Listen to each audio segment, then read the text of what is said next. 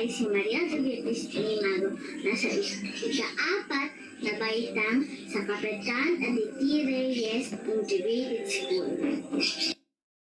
Iyong mapapanood ay isang masining na pagkukumento ng pabulang Ang Aso at ang Pusa ni Mark Joseph Argona.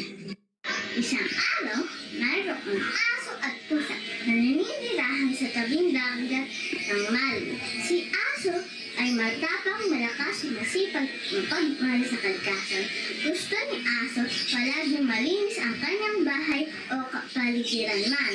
Kapag nakita si Aso ng mga basurang natatalit sa mga daanan, kinukuha niya ito at itatapon sa lalagyan ng basura.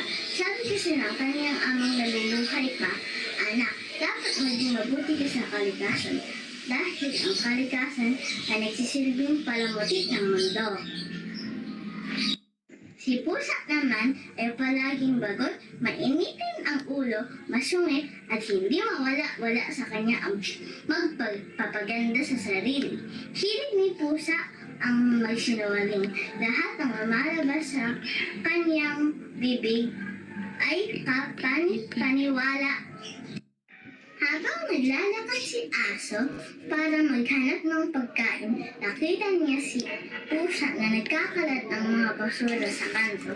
Dahon ni Aso, "Aw, aw, aw, anong ginagawa mo?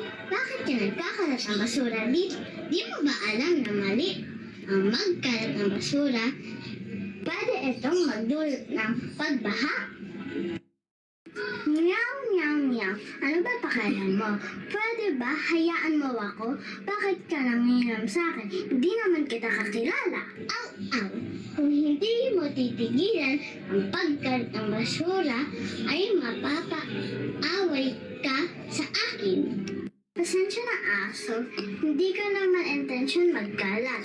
Ginagawa ko lang to dahil iniwan ako ng aking mahal. Hindi ko na alam ang aking gagawin. Sana magpatawad mo ako." Todo ang arte at pagsisinungaling ni Pusa kay Aso. Sa ngayon, patatawarin muna kita. Kapag inulit mo pa ang pagkakalat ng basura, hindi na kita patatawarin.